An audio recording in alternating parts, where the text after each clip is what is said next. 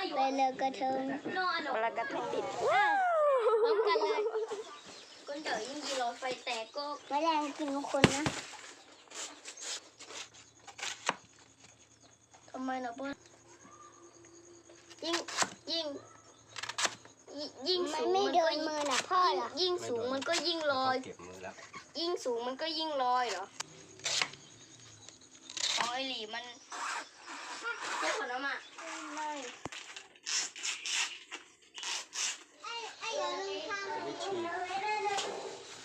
ถ้าเผาแล้วมันจะมีไหลเจ้าหมูกระทงเลย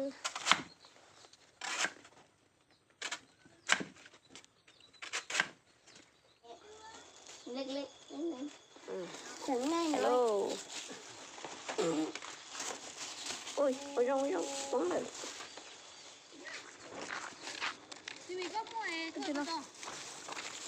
nhà dòng thẻ ba luôn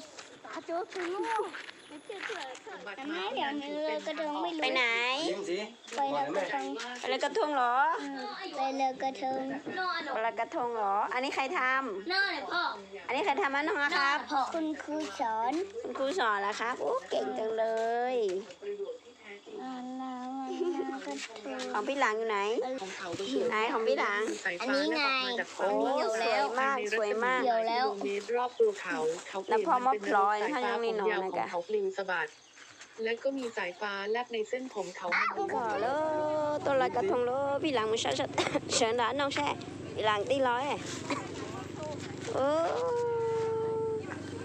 nó tôi lòi cá thùng lửa bơi rong xe là anh ông bơi rong xe anh ông lúc cá thùng bà em lòi cá thùng bà xe tín hình tôi lòi trong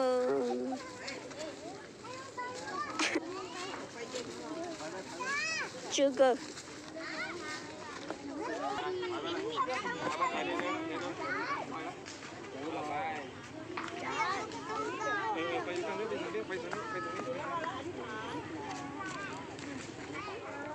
còn cái lăng đâyไปเลยไหนลอยดีไหมโอ้ลอยไปแล้วไปluônแล้วตอนนั้นหรอตาน้องไปลอยพี่หลังออกมาพี่หลังเอาแล้วนะตาน้องจะไปลอยแล้วเขาอยู่จะจมไหมจมแล้ว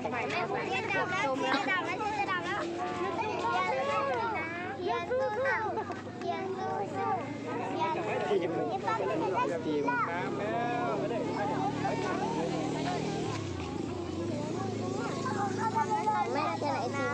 มันจะโดนน้ำแล้วอะไรครับเดี๋ยวแม่ดูสิเทียนไอติมจะโดนน้ำแล้วโอ้ไม่เป็นไรไม่เป็นไรไปลูกจุดประทัดด้วย จุดประทัดด้วยเหรอไปนั่งแล้วก็อธิษฐานก่อนนะแล้วก็ค่อยๆวางไว้จะดูกัน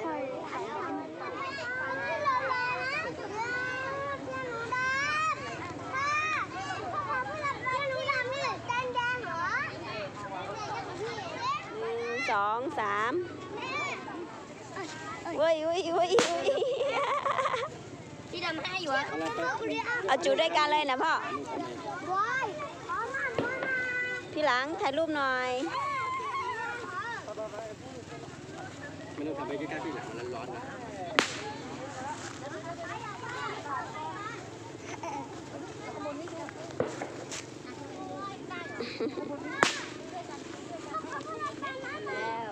หมดแล้วเดี๋ยวมันหมดแล้วมันจะหมดแล้วโอ้ไว้ตรงไหนเหรอมันอยู่เหรอยาพี่ดัง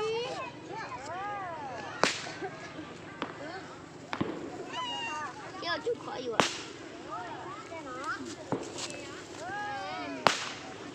ไกลตาไปไกลดวงตาน้องไกลตาน้องยิ่งไปไกลไม่เข้าตานี่ไปอย่างนี้tín hình tôi trông cần ta chỉ bỏ kê đi à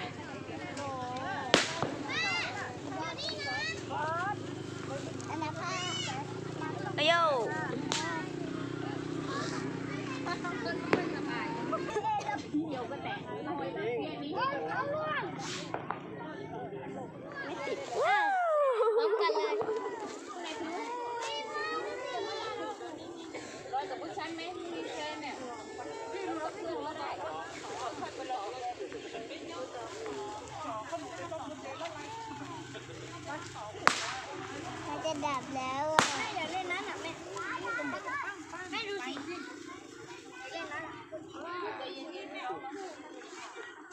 ำไวๆทำไวๆไวๆอ่ะทำไมถ่ายรูปไม่ได้เลยอ่ะได้หรือเปล่าเนี่ยได้หรือเปล่า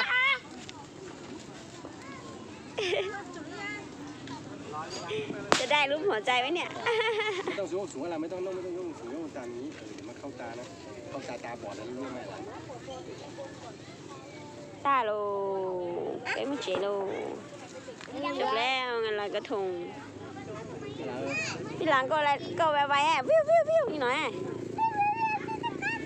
วันแรงแรงแรงจะจีไร